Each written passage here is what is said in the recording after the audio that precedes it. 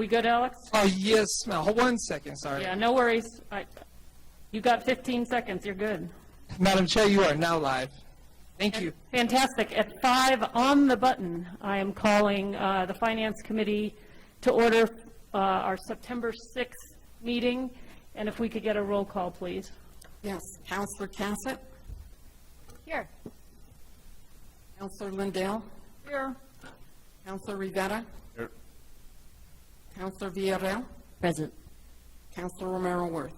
I am here. We have a quorum, Madam Chair. Thank you. All right, let's just get through a few things here. We have approval of the agenda. Are there changes to that agenda from staff? Madam Chair, we're not aware of any changes. Okay, any changes from the committee? Move for approval. Second. Motion and a second to approve the agenda. All those in favor, aye? Aye. Anyone opposed? That motion passes. Moving to the approval of the consent agenda. Are there changes to that agenda from staff? Madam Chair, we're not aware of any changes at this time. Great. What would the committee like to discuss this evening? Councilor Lindell? Yeah, C, D, E, F, G, J. C, D, E, F, G, J. Correct. Okay, anybody else? Move for approval as amended. Second. Motion and a second to approve the consent agenda as amended. All those in favor, aye. Aye. Anybody opposed? That motion passes. Moving on to approval of the minutes. For the Finance Committee, August 15th, are there changes to those minutes from staff? No changes, Madam Chair. Any changes from the committee? Is there a motion? To approve? Motion and a second to approve the August 15th Finance Committee minutes. All those in favor, aye. Aye. Anybody opposed? That motion passes. Okay, now that we've gotten through the obligatory first things, I want to welcome our new finance director, Emily Oster. Did I say it correctly? Perfect. Welcome you. This is your first Finance Committee meeting, and I think even your first day, which is quite a lot. As the committee may know, and as the public might know, Emily is coming to us from the state. She was the Deputy Cabinet Secretary of the New Mexico Taxation and Revenue Department. She has also served as Chief Financial Officer for the law offices of the Public Defender, CFO and Director of Compliance and Quality Control at the Office of the State Auditor, and the CAFR, or CAFR, accountant with the Department of Finance Administration's Finance Control Division. She is a certified public accountant, a charter global management accountant. We'll have to talk about what that is. A certified chief procurement officer. And I just want to welcome you to the city. You and I had a meeting last week, and I look forward to working with you, and just happy to have you at the helm, and happy that we could steal you away from the state and help us with some of the issues we have. So welcome, and I look forward to working with you. And I don't know, did I forget anything? You can, if you'd like to address the committee, now would be the time. Thank you, Madam Chair. I just wanted to express my gratitude for the opportunity to be here, and I look forward to working with you all. Terrific. All right, with that, we will move on to our presentation this evening. It's the FY21 audit update. We have our accounting officer, Ricky Bejarano, with us. Good evening, Mr. Bejarano. Take it away. Good evening, Madam Chair, members of the committee. Contracts, I'm happy to report for both the FY21 and 22 audits are signed. Mayor signed them on the 6th, and they are good to go. Auditors expect to start approximately October 3rd. On the consulting front, CLA has already met with us a couple of times. I think I reported out we met as a starting up meeting on September 2nd. We also met again with them and REDW, who are the previous consultants, and REDW is passing on work information of what's been done onto CLA, and we expect things to start moving quickly. With that, I stand for questions. Terrific. That's good news. Questions from the committee? Councilwoman Cassett. Thank you, Madam Chair. Just a quick question. So to confirm, the auditor will start on 10/3, and we'll be doing both the 21 and the 22 audit at the same time, or are they doing 21 and then 22 sequentially? Madam Chair, members of the committee, that's correct. They'll be doing them simultaneously to the extent that they can. There are some items that have to roll from one year to the other, but as they're doing, for example, internal control work for 21, they expect to be doing the work for 22 as well. Okay. And I know at this juncture, we all have this, the timing kind of gets out of our hands and really goes into their hands. As far as their reporting, are we still looking at an on-time audit for a 22 and a precisely 1 year late audit for a 21? Well, Madam Chair, members of the committee, as I mentioned, I think a couple of meetings ago, the window has gotten tighter and tighter. The fact that we weren't able to RFP for a couple of months and that the CRI, the auditors can't start till October 3rd, it's tightened that window up. So that is still up in the air, and we don't want to make any commitment that we can't fulfill. Okay. All right, well, thank you. Thank you. Other questions from the committee? Thank you, Mr. Bejarano. Have a good evening. Thank you. All right, we move on to our consent calendar. And Councilor Lindell, let's see, let's go to item C.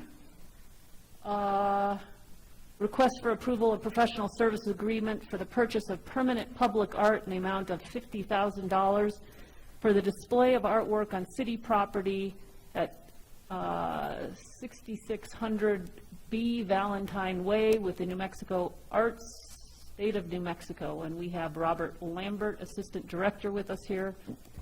And I don't know, Counselor, did you want him to talk about this at all, or you just want to dive in? Yeah, I just have simple questions. Okay. And it's the same for C, D, and E. My question is, will the art be selected and approved by the Arts Commission?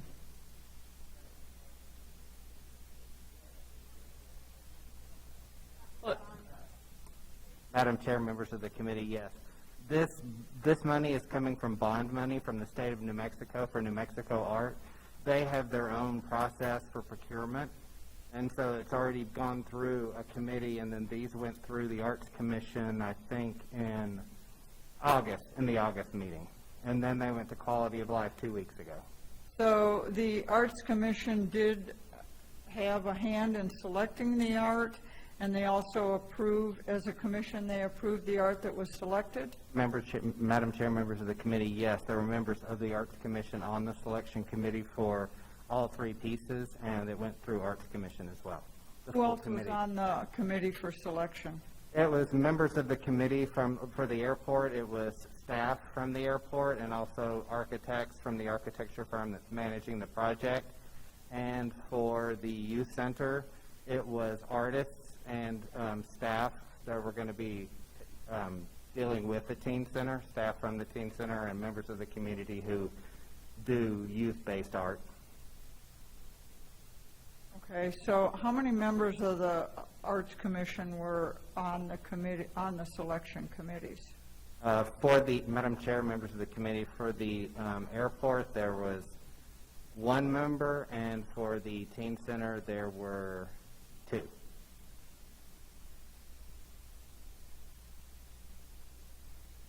Would this be, so this doesn't fall under, this does fall under our art in public places, yes? Madam Chair, members of the committee, the acceptance of the artwork is, it will be part of the Art in Public Places program. However, the selection process, since it came from the state, is the state's procurement process, so they have their own selection methods. So the state told us how they wanted these committees formed for selection? Madam Chair, members of the committee, the state offered us to select members for the selection committee. They just offer a selection committee process as one of the methods. Okay. The staff selected the members and advised the state, and then they did the process.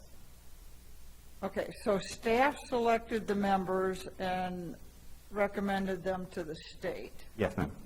Is that how we usually do our art in public places? Typically, we're trying to get members of the community who are most directly impacted by that public artwork to be members of that committee.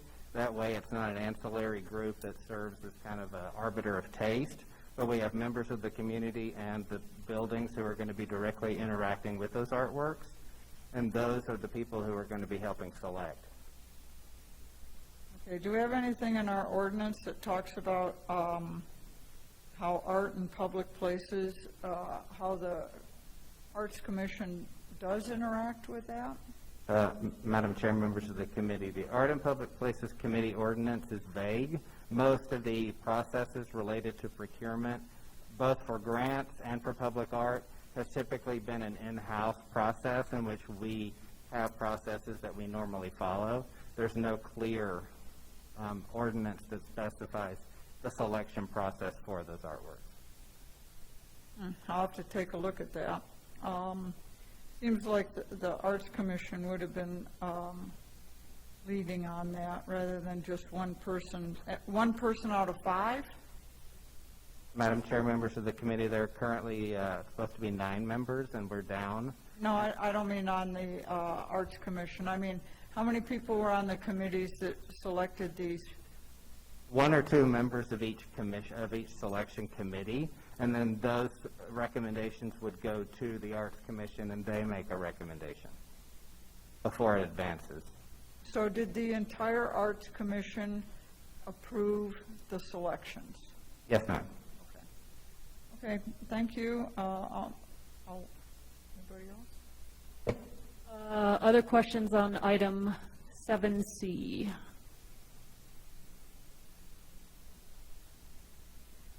Move to approve. Second. We have a motion and a second to approve item 7C. All those in favor, aye. Aye. Anybody opposed? Anybody abstaining? That motion passes.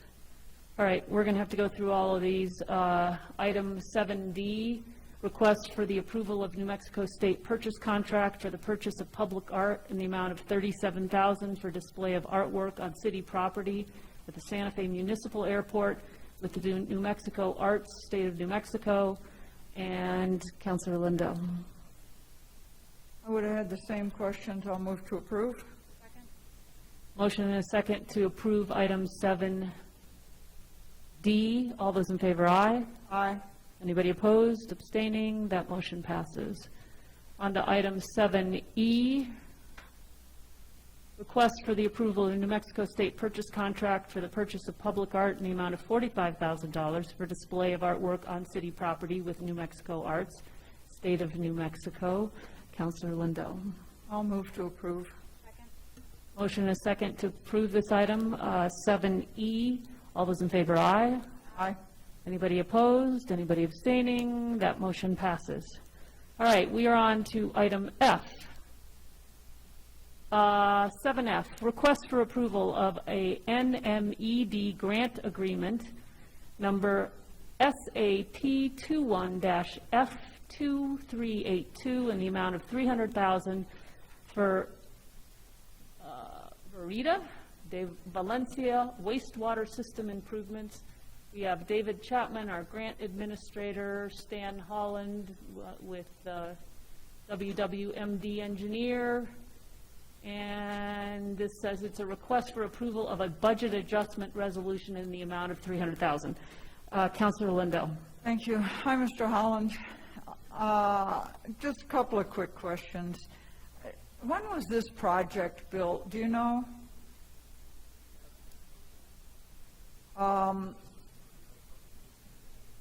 Oh, you need to turn the mic on so that you can be heard, and maybe just repeat the answer to that question. Can you hear me? Yes, there you go. Madam Chair, councilors, This has not been constructed yet. We're securing the funds, and then once we secure the funds and it's approved by the city council, then we'll start the project. Is this typically how something like this would happen? I'm not quite clear. I mean, wouldn't a developer be doing this?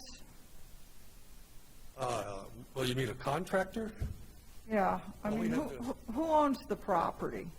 It's private property, but this was property that was in Santa Fe County and then was annexed in, I believe, back in 2014. There is no sewer out there, and then some of the members here put forth a proposal for a grant through the state, and it was approved to go ahead and put in a sewer line system into this community here. I guess I certainly don't know. How do these sewer systems, are they typically something that the city puts in and pays for? Or does a developer have a responsibility to, it sounds like there's currently homes there, because there's Yes, septic it's an there. old development, all the lots are occupied. That was my first question. That's where we got off. This is on this is an diversion. existing community. I mean, they got cisterns, I mean, not even septic systems in some cases, and they've been without sewers since the community started. So, Oh, do you have any idea how long ago that was? I want to say probably 30, 40 years ago. Okay, because, I mean, my point is that we typically ask a developer to pay for this and have it in place, correct? Yes, if it was a new developer coming into town with a brand-new subdivision, yes. They're I mean, you and I kind of worked on a project together where someone had to put in a sewer line, and I think that it was like quite a lot of money. Yes, but it's a private entity, a single house, or even if you're talking about some stuff off of Canyon Road or up in that area. At that time, we talked about possibly getting state grants. That's the source of where we could go. Otherwise, yeah, you're right, it's left up to the neighborhoods there. So we'll get this put in with $300,000 of state money, and then it's incumbent upon the homeowners to hook up to it, correct? That is correct, yes. All goes well. We, the wastewater division, we're going to do the design in-house because we have that capability. It's not that hard of a job to do that. And then we will, construct sewer lines, and we'll extend service laterals to the properties. We'll work with the owners in locating them, because which way they want to come around and connect up. But basically, from their property line back to how they connect, they're obligated to do that themselves. They pay for it. What is their actual obligation to connect? At the time, you can't force them to connect. It's not a requirement. But as soon as they improve a house or their system fails, then they are required. There are conditions that can happen that we say, nope, no more. You can't fix that old system. You are required to connect. I know from what I've understood, talking to some of the people out there, there is an interest to connect, because they've been after this subject for several years now. How many lots are in the little subdivision? 25?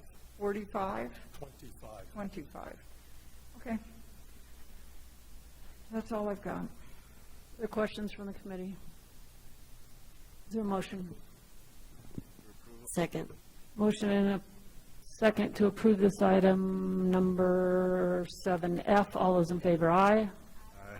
Anybody opposed? Anybody abstaining? That motion passes. On to item G, request for approval of professional services agreement with Paradise Power Company doing business as PPC Solar for the purchase and installation of electric vehicle supply equipment and related services for a total of $228,732.17. Neil Denton is here with our Sustainability Office. Counselor Lindell. Thank you, Chair. Good evening. These seem really expensive to me. Why are they so expensive compared to other charging systems that I've seen? Well, it depends, Madam Chair, Councilor Lindell. You can get a home charger for a relatively low cost. It doesn't have an interface. It's basically a plug. These charging stations have the ability to allow the public to use a credit card or RFID for charging at the ones that are being installed in our public parking garages. In addition, buying these from ChargePoint will have an interface where we can monitor the usage across the city and be able to navigate the billing where people can pay $1 per hour, as opposed to just giving away free electricity with a plug, which would be in violation of the anti-donation clause.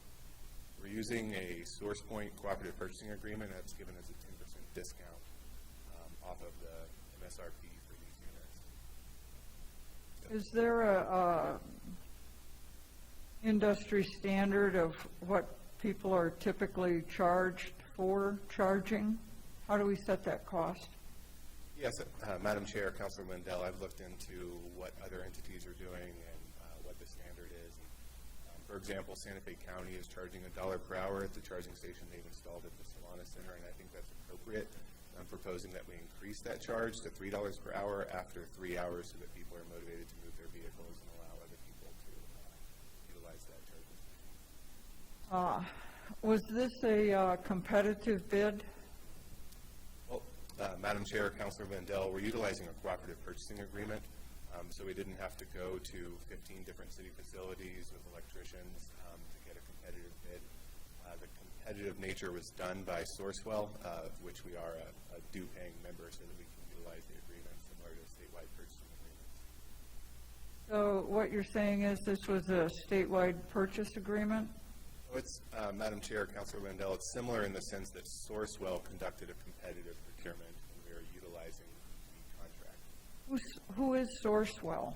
Used to be, Madam Chair, Councilor Lindell, it used to be called the National Joint Powers Alliance, if you were familiar with that, but it's a cooperative purchasing agency that basically conducts competitive procurement to ease it for their members. That's all I have, Chair. Other questions from the committee?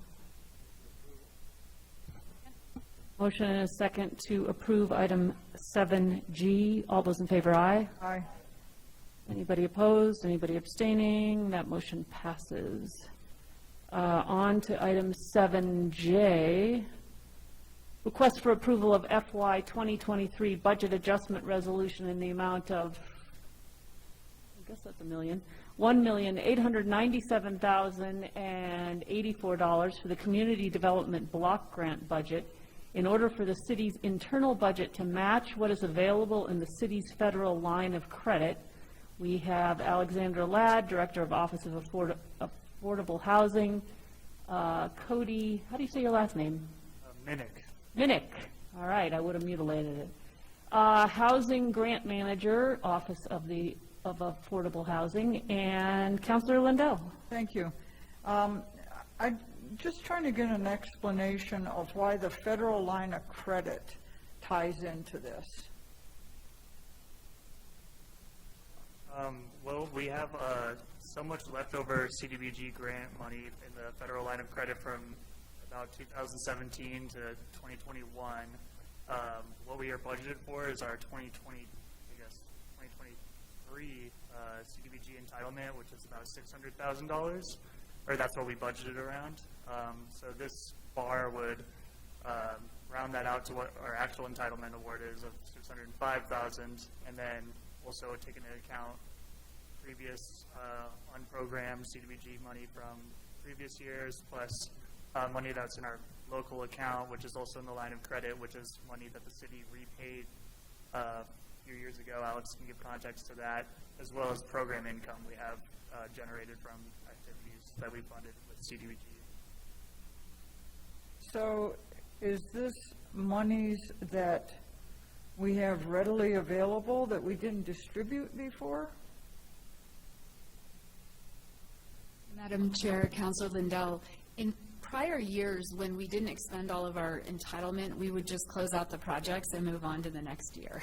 And so we've been working with a consultant who helped us figure out that we needed to be drawing those funds fully before we move on to the current year funding.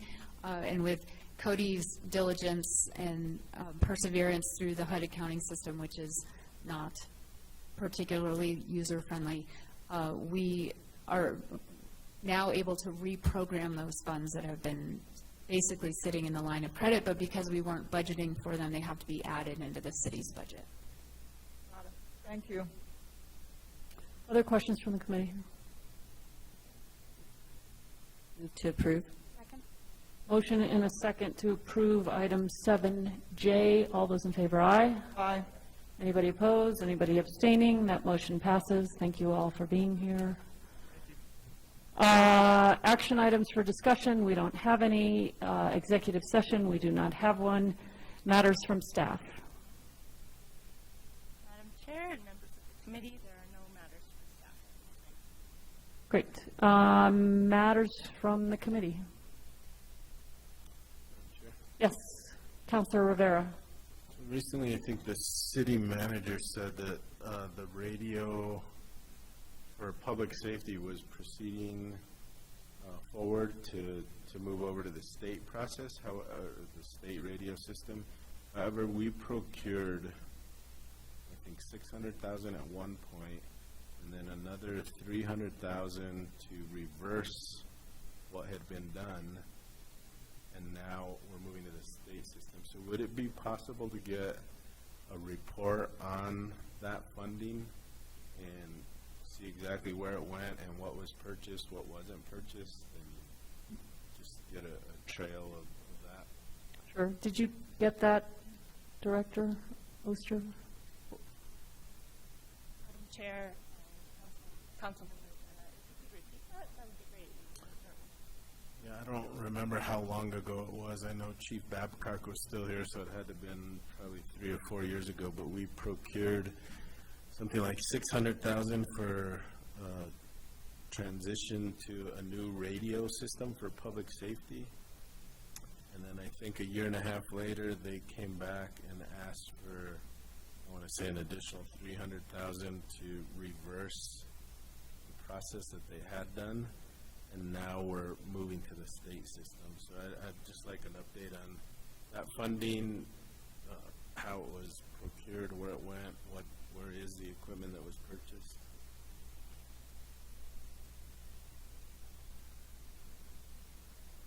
Thank you, Madam Chair and Councilman Rivera. So an update on the radio system for public safety. There was a $600,000 expenditure several years ago, and then adjustments after that. I will inquire and we'll get back to you. Just a backtracking of where the money went, how it was spent, what was purchased, if we use the equipment, or if we didn't, and if all that equipment, I guess, is going to be turned over to the state, and what the value of the whole system is, I guess. I'm sure your staff will know quite a bit about it. Thank you, Madam Chair and Councilman Rivera. We will look into that and maybe provide you with an update on the community. Do you want it at a meeting, or? Let's talk about it. Why don't we see what's what? I mean, it may be that all that equipment is helping us in some way, or who knows? And it'd be interesting to know why we tried to go in our own system, and now we're crossing over to the state system. So let's talk about it, and then we'll figure out the best way to bring that information forward. Okay, matters from the chair. Our next meeting is Monday, September 19th, 2022. And with that, I think we have covered the business of the Finance Committee for this evening, and we are adjourned. Thank you, everyone.